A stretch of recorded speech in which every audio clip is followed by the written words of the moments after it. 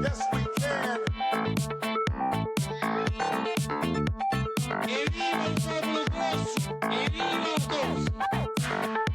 Je vous demande de vous arrêter.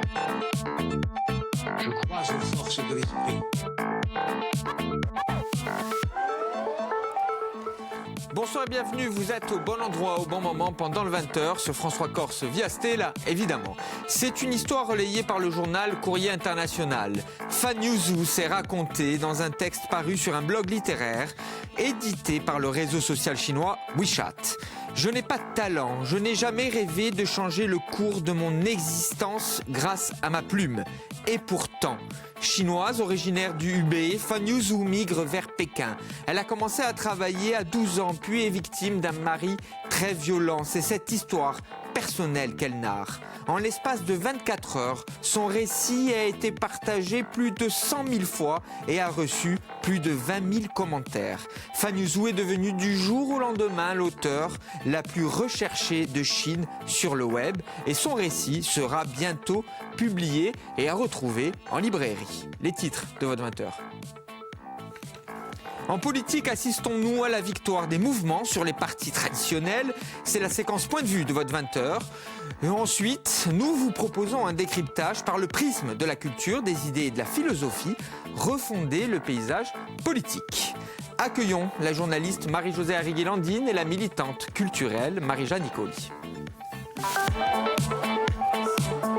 Bonsoir. Bonsoir.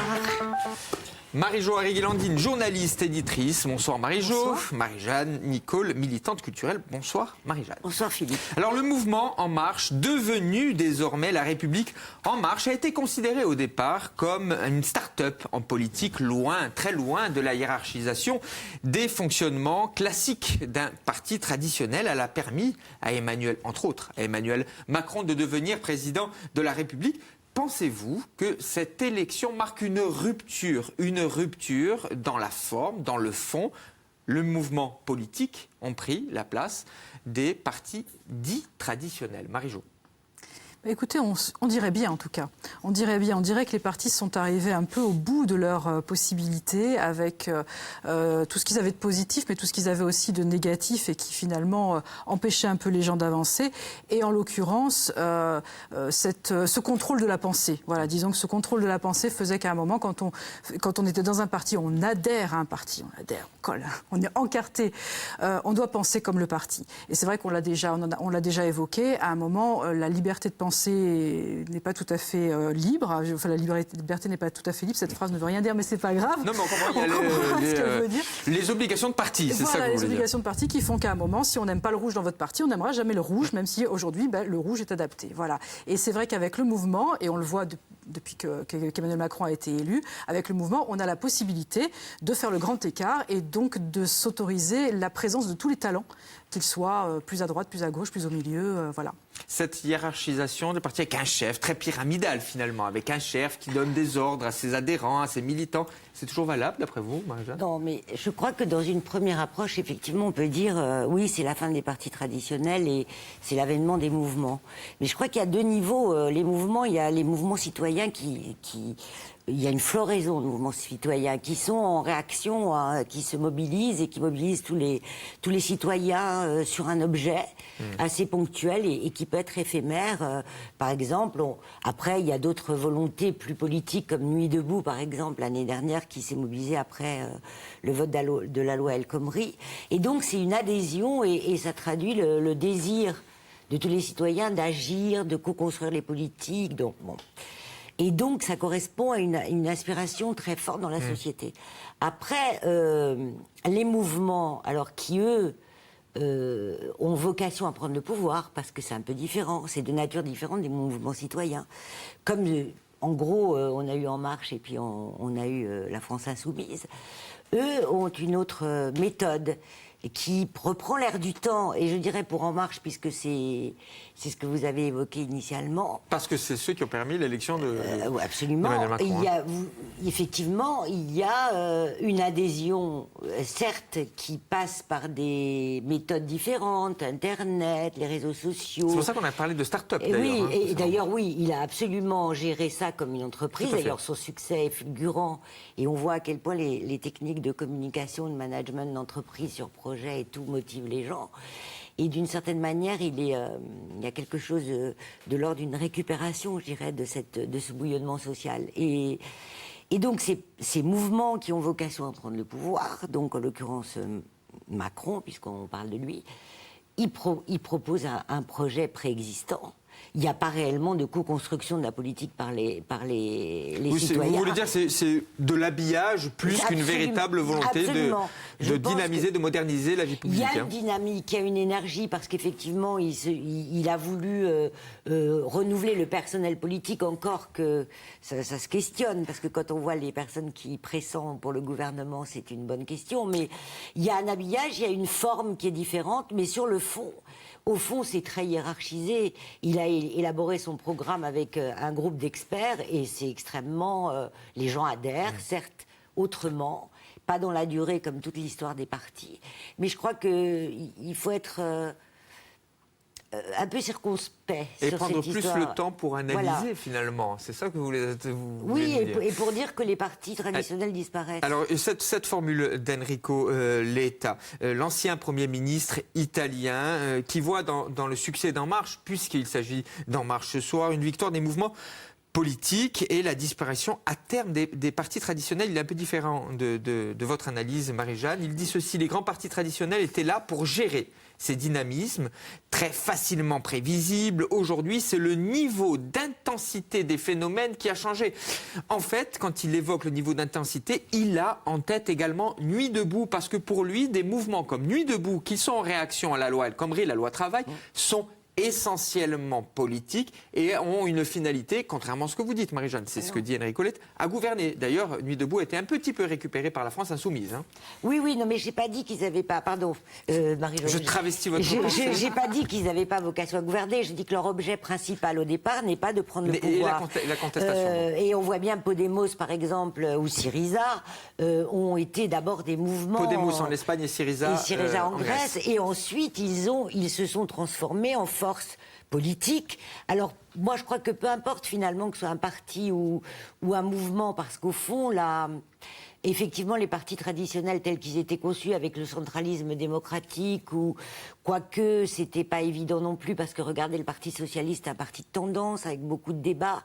Donc peut-être que la forme paraît poussiéreuse et ancienne, mais au fond, le fonctionnement des mouvements qui, la preuve, En Marche se transforme en parti, La République En Marche. Alors, il a revendiqué. La République En Marche, c'est un mouvement qui va être là pendant les élections législatives. Qui est aussi extrêmement dicté par les institutions telles qu'elles existent. Alors tout de même, est-ce que vous n'avez pas senti, à travers ces mutations, en tout cas cette transformation de la vie politique nationale, on a un président qui vient de la gauche, qui met en place un Premier ministre, qui s'est clairement revendiqué de droite hier lors de la passation de pouvoir avec Bernard Cazeneuve, Premier ministre qui lui-même s'est déclaré de gauche. On voit là une de Libération à l'écran, sa mission est casser la droite, pardon. Est-ce que vous n'avez pas le sentiment quand même qu'il y a une sorte de Big Bang, en tout cas, ça, qui est en train de se dérouler sous nos yeux? Tout à fait. Je pense que c'est ça, en fait. C'est grâce au mouvement, puisqu'Emmanuel Macron a choisi la forme du mouvement et pas la forme du parti,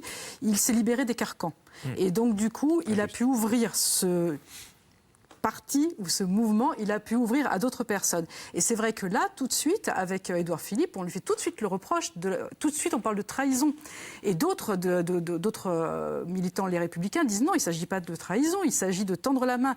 Mais comment vous tendez la main à un mouvement tout en étant dans un parti? Ça devient compliqué, mais ça devient compliqué pour le parti, ça ne l'est plus pour le mouvement. Donc effectivement, il y a une véritable explosion des codes et surtout cette libération des carcans qui étaient imposés par les partis. Alors c'est difficile de faire cohabiter mouvement et parti, puisqu'on n'est plus dans la même logique. On va avoir des législatives, qui va faire quoi, qui va représenter qui. c'est un vrai Big Bang, effectivement. Il va falloir repenser les choses d'une manière un petit peu différente. Alors, nous assistons à de la transgression, finalement. Non, mais Transgression alors, politique moi, à tous les états. Ne me dites pas, Marie-Jeanne, que la transgression, cette idée-là, ne vous séduit pas. Ah, mais la transgression me séduit beaucoup quand elle est réelle. Quand c'est à l'heure, c'est autre chose. Et pour prendre un peu le contre-pied, parce que je crois que c'est une position extrêmement complexe, enfin, une question extrêmement complexe. Et je crois que l'idée, c'est effectivement, dans la société, il y a un bouillonnement, il y a un bouleversement, parce que les deux partis de gouvernement ont été éliminés. Donc, c'est effectivement une bonne question. N'empêche que peut-être qu'ils se recomposeront. Enfin, c'est même pas trop le sujet. Mais est-ce qu'il y a vraiment un bouleversement ? Eh bien, personnellement, est-ce qu'on se libère des carcans ? Je ne le crois pas. Je crois que Emmanuel Macron est dans la logique du système, dont il est un produit relativement endogamique. Je vous promets qu'on fera une émission de quoi le système est-il le nom, parce oui, que je ne comprends pas système... quand on évoque le système. Eh ben, moi, il y a un vous avez quelques secondes, Marie-Jeanne. Je vous promets, c'est une prochaine émission. Oui, non, mais il y a un rejet du système qui est clair, c'est-à-dire le cadre dans lequel on se situe. Et le cadre dans lequel on se situe, c'est le cadre de la Ve République avec ses institutions, qui garantit d'ailleurs l'existence des partis, puisque c'est comme ça qu'ils sont financés, et que par conséquent, tout s'organise autour des moments électoraux, dans l'incarnation d'un homme. Et donc, ce carcan-là, même s'il est moins dogmatique, parce qu'effectivement, le parti d'Emmanuel Macron est plus souple, il a une apparence comme ça de libérer des énergies, de faire circuler. Mais au fond, qu'est-ce qu'il est en train de faire ? Il est en train de constituer un parti du centre, comme ça a été fait déjà auparavant, en essayant de jouer avec les tendances, en prenant... Donc, il n'y a rien de neuf. En réalité, on a une espèce d'enveloppe qui peut faire illusion, et dans le fond, on a la reconduction du système, entre guillemets, puisque vous voulez qu'on l'explicite. Cela dit, c'est vrai que Nicolas Sarkozy avait déjà joué un petit peu la même carte avec on un gouvernement parlait de d'ouverture. débauchage à l'époque de Nicolas Sarkozy. Voilà, débauchage. Vous voyez, il y avait quand même un côté négatif. Péjoratif, très péjoratif. Si l'on revient à la Corse et qu'on essaie de comprendre aussi cette mutation entre les mouvements politiques, les partis traditionnels très hiérarchisés avec leur fonctionnement, leurs règles, leurs disciplines, est-ce que vous avez le sentiment que ça a un écho favorable en Corse ? L'élection d'Emmanuel Macron en marche. J'ai l'impression que ça trouble beaucoup la Corse, qui pourtant n'en est pas... Enfin, le mot mouvement a quand même qualifié les mouvements nationalistes pendant des siècles. On a rarement parlé de parti. Oui, c'est vrai. Et pourtant, ça a l'air d'assez ébranler la Corse sur ses bases. Là, vous avez vu. Et puis, on voit les choses toujours du mauvais côté. On voit une espèce de course à l'investiture. On voit... Enfin, on a un côté dur avec nous-mêmes et dur avec nos politiques. Pour l'instant, je ne trouve pas ça extrêmement positif, ce qui est en train de se passer sur la Corse. Et je trouve que les choses ne se constituent pas vraiment. Bon, ça va sûrement Vous pensez qu'il y a encore cette idée de parti qui a la même mise sur les mouvements traditionnels ? Beaucoup. Et là, du coup, à chaque fois qu'on présente quelques candidats, que ce soit pour La République En Marche, issus de tel parti, issus de la Jacobie notamment. Voilà, c'est ça. En fait, en Corse, il y a eu une tradition des mouvements très justement autour du nationalisme depuis les années 70. Les partis en tant que tels, est-ce qu'ils ont vraiment représenté en tant que parti une force politique ? Non, c'est beaucoup plus des clans, des personnalités. Et la personnalisation, elle est beaucoup plus forte en Corse. Nous sommes d'accord. Donc, par conséquent, c'est pas quelque chose qui perturbe le fonctionnement, je dirais, local. Et effectivement, les gens s'interrogent sur la recomposition, c'est-à-dire on prend un peu les mêmes et on les met ailleurs. C'est pas, je veux pas avoir l'air d'être absolument totalement critique. Mais vous pouvez l'être. Mais ce que je veux dire, c'est que en Corse, ce qui peut interroger, c'est plutôt les résultats extraordinaires du Front National, plutôt qu'une forme de recomposition dont je ne vois pas trop où elle se situe. Alors, je voudrais vous faire réagir avant de passer à notre séquence débriefing avec nos deux esprits critiques. Une phrase de Brice Teinturier dans son livre Le PRAF, plus rien à faire, plus rien à foutre, aux éditions Robert Laffont. Il dit ceci, Brice Teinturier: le PRAF n'est pas un groupe social et encore moins un parti politique. C'est une posture, une attitude. Comme toute attitude, elle est graduelle et peut se transformer en force. Il ne se réduit pas à la défiance et ne se manifeste pas toujours par de la colère. J'utilise cette formule, en tout cas je vous fais réagir sur cette formule, parce qu'on a dit aussi que le fait que les partis politiques étaient un petit peu en ce moment en déshérence, moins de militantisme, c'est aussi dû à un désir de renouvellement total. de la vie publique. C'est ce que pointe Brice Teinturier dans son livre. Est-ce que vous le percevez, cela ? Ce qui est très juste aussi, c'est que les gens, du coup, se fédèrent dans des mouvements un petit peu spontanés, comme justement Nuit debout, mais ça a été pareil pour les bonnets rouges et même pour Manif pour tous. Mais ils se fédèrent bizarrement souvent contre quelque chose, rarement pour quelque chose. Et c'est vrai qu'à un moment, ils arrivent à la limite de ces mouvements spontanés et citoyens, qui sont très bien, parce qu'ils disent aussi des choses. Mais ils arrivent un petit peu à la limite, surtout pour Nuit debout, qui avait vraiment refusé toute hiérarchisation, tout leader, etc. Aucun moment, il faut quand même être audible, et ils ne le sont plus. Et c'est vrai que là, on n'est pas tout à fait dans les mouvements politiques qui ont un programme, qui ont un projet économique, social et politique. Là, on est quand même plutôt dans de la contestation. Elle est très bien, cette contestation. Il faut toujours écouter la voix. Et justement, c'est en ça que peut-être les citoyens reprennent un peu la parole.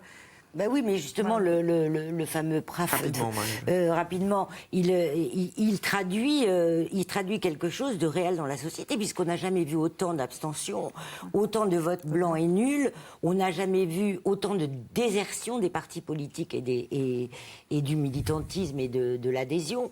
Mais donc, il y a cette volonté de participer, d'agir, d'être présent, de co-construire les politiques. Et je crois que tous ces mouvements, ils arrivent à la limite que Marie-Jo évoquait, parce qu'il faut qu'à un moment donné, il y ait une traduction politique, et qu'un mouvement, à un moment donné, alors on l'appellera parti ou on l'appellera mouvement, peu importe, pour qu'il y ait une traduction politique nationale ou internationale, il faut qu'il y ait, à un moment donné, quelque chose qui participe d'un choix, et donc d'options auxquelles tout le monde adhère. Alors 40 secondes pour donner vos arguments, résumer votre pensée, c'est la règle pendant le 20h, ça passe très vite, surtout quand ce sont des sujets aussi passionnants. Est-ce la fin des partis traditionnels et l'avènement des mouvements politiques ? Marie-Jeanne. Alors, je crois que c'est une question très complexe et qu'on ne sait pas, parce qu'on ne sait pas si le Parti républicain ou le Parti socialiste ne vont pas se recomposer après les législatives. Ça dépend beaucoup. Vous parliez d'imprévisibilité tout à l'heure. Ça dépend beaucoup de comment vont se passer ces législatives. Donc, je crois que ce qu'il y a de très sensible et de très manifeste dans la société, c'est le désir d'organisation beaucoup plus horizontale, donc des mouvements, mais qui auront à participer de la prise du pouvoir. Mais que, pour l'instant, contrairement à l'idée qu'on peut se faire de la montée en puissance de Macron et de son élection, qui a été beaucoup liée à un peu de chance aussi, tant que les institutions telles qu'elles fonctionnent aujourd'hui ne seront pas rénovées, voire carrément changées, eh bien, le règne des partis pourra continuer à exister. Marie-Jo. Oui, c'est vrai qu'en 2013, il y avait eu deux grands mouvements qui s'étaient créés. Il y avait Nouvelle Donne et Nous Citoyens, qui étaient des mouvements politiques d'ailleurs, mais aussi sociaux, philosophiques, etc. Et ce qui était troublant, c'est que c'était des mouvements citoyens, avec des intellectuels comme Edgar Morin, Stéphane Hessel, etc., mais avec des statuts de partis politiques. Donc c'est assez rigolo quand même de voir comment les choses peuvent se combiner, et en plus avec l'idée de pouvoir aussi présenter des candidats à toute élection que ce soit. Donc c'était assez intéressant. Moi, ce qui me paraît intéressant dans le mouvement à l'heure actuelle, tout est dans le mot en fait, c'est le mouvement justement, c'est qu'on est un petit peu moins figé et on peut faire partie d'un mouvement aujourd'hui et d'un autre demain. Voilà, c'est ce qui m'ennuie un petit peu dans les partis, vous êtes encartés un peu pour longtemps. Merci beaucoup à toutes les deux d'avoir débattu sur cette question, les mouvements politiques et les partis politiques. Alors nous allons vous proposer, comme souvent dans cette émission, le débriefing. Je suis persuadé que vous allez rester en coulisses pour l'écouter. Comment imaginer une refondation des partis politiques et par conséquent du paysage public, décryptage par le prisme de la culture avec nos esprits critiques, Marie-Ange Philippe et Marcel Petriccioli.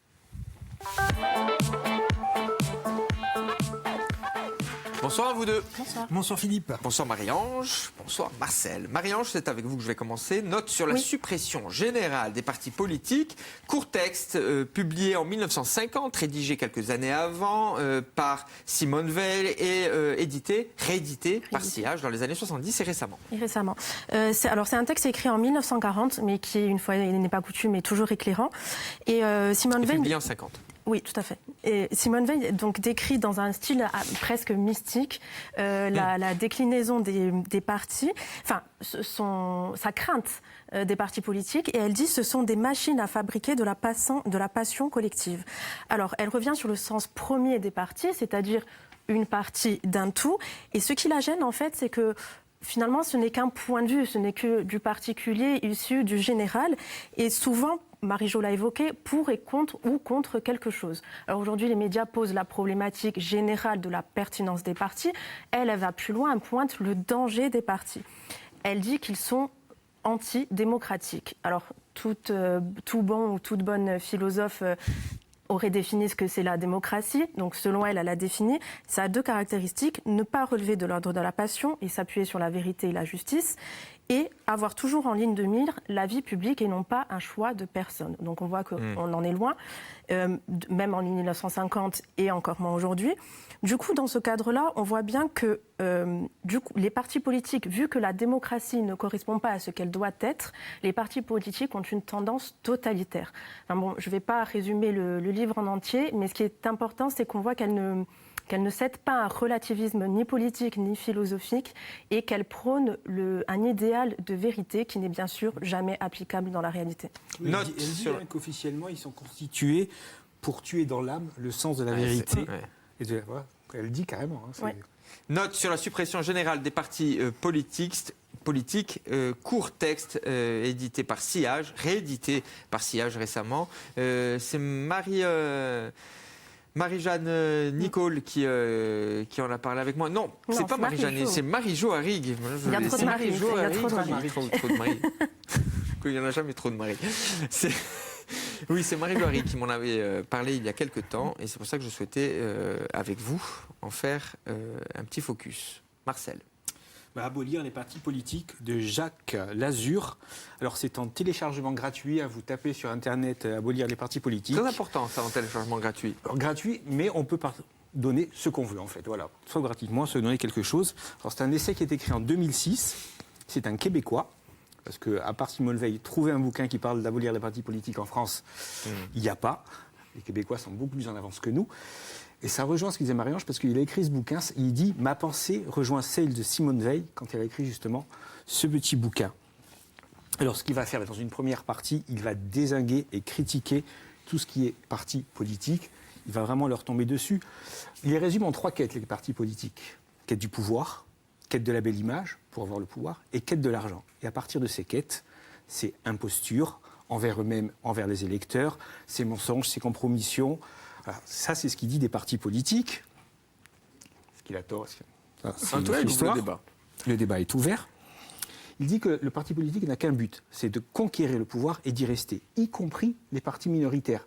Quand ils s'allient entre eux, c'est exactement pour la même chose. C'est pas pour le bien commun, c'est juste pour avoir le pouvoir. Alors une fois qu'il a dézingué, qu'il a critique vraiment très, très acerbe des partis politiques, il va plus loin. Il nous propose autre chose, un nouvel écosystème politique. En fait, il propose que les gens seraient élus sur leurs compétences. Ça, alors il développe, là je vais pas le sens développer. C'est pas la démocratie ça, quand on est élu sur nos compétences, n'est-ce pas? C'est la méritocratie. Non, les compétences personnelles. C'est différent. Un gouvernement où les gens ne se tireraient pas dessus. Voilà ce qu'il propose. Alors, il analyse tout ça, bien sûr. On peut toujours trouver des critiques, mais ça a le mérite de proposer quelque chose. Encore une fois, il prend beaucoup d'exemples qui se passent au Canada, parce que c'est un Canadien, mais on peut faire la transposition en France. Il n'y a aucun problème. Ce qu'il dit sur le Canada est valable pour la France. Voilà, c'est un ouvrage qui a le mérite d'exister, et qui pose de vraies questions, et qui surtout propose une nouvelle chose. Alors, pourquoi pas? Voilà, à vous de voir. Pourquoi pas l'essayer, abolir les partis politiques de Jacques Lazur. Alors, Marie-Ange, vous avez choisi un extrait, un échange, plutôt, d'une émission télévisée qui a retenu votre attention. Émission de 1971, vous n'étiez même pas né. Non. Vous, oui, par contre. Non plus. Non plus. Je ne dirais rien. Non, je plaisante. Oui, c'est donc 71 à armes égales. Alors le principe, c'est d'opposer 2 personnalités à armes égales sur un sujet thématique. Ça vous dit quelque chose comme principe d'émission? Comme quoi on est rentré en télévision. Hein. Donc Chirac contre Georges Marchais, l'UDR contre le Parti communiste, qui sont les 2 plus grands partis à l'époque. On va regarder un court extrait et puis on en parle après. Armes égales numéro 17. Les partis politiques dans la France d'aujourd'hui. Monsieur Jacques Chirac, et non pas Jean, contre Monsieur Georges Marchais. Voilà donc comment se présente aujourd'hui notre émission de rentrée. Pourquoi le Parti communiste? Pourquoi l'UDR? Eh bien d'abord parce que ce sont en fait les 2 plus grands partis politiques français et qu'ils joueront tout naturellement un rôle de premier plan dans la campagne électorale qui s'amorce. Ensuite, parce que la campagne électorale s'organisera sans aucun doute autour de leur hostilité et les autres partis auront à tenir compte de cet antagonisme. L'UDR, alors, ce qui est intéressant, ouais, c'est bien la lenteur comme ça, journalistique. Ce qui est intéressant, c'est que on voit le journaliste décrit en fait les opinions qu'ont chacun des partis envers l'autre. Le Parti communiste, donc vu par l'UDR, un parti de l'étranger aux dérives totalitaires, et l'UDR vu par le Parti communiste, un parti du capital au service de la bourgeoisie, incapable de défendre le peuple. Bon, rien n'a bougé. Et ce qui est fou, c'est qu'on voit les esquisses de sourire de Chirac et Marchais, comme pour dire bon, c'est caricatural, mais c'est ça. Et alors, il y avait le débat sur les plans de coupe. Là, il y a quand même vraiment des plans de coupe et des doubles fenêtres. On voit les réactions des deux. Et c'est assez rigolo. L'émission commence avec un sondage Sofres qui a interrogé la population de l'époque sur l'utilité ou l'inutilité des partis. Alors, les gens pensent que les partis sont inutiles à environ 20%, ce qui n'est pas beaucoup. Mais ce qui est intéressant, c'est qu'il y a un paradoxe. Donc, le parti qui se soucie le plus de l'intérêt général selon la population, c'est le Parti communiste. Et le parti qui a le plus d'avenir, ce serait l'UDR. Donc on voit déjà qu'il y a l'intérêt général n'est pas garant de succès ni de longévité. Enfin bref, cette émission est disponible sur l'ILNA. Il faut juste payer 2,99 €. Voilà, il faut les payer parce que c'est intéressant. Juste pour corroborer vos chiffres, aujourd'hui, plus de 70 personnes interrogées dans les différentes enquêtes d'opinion jugent que les partis traditionnels peuvent travailler ensemble, qu'on soit de gauche, de droite, qui a un intérêt commun. C'est un petit peu ça, l'ouverture, le débauchage, la transgression. Je vous laisse le choix des mots, très chers amis. Merci à tous les deux. Merci à vous de nous avoir suivis. À très vite sur France 3 Corse via Stella. Ça se passe pendant le 20h.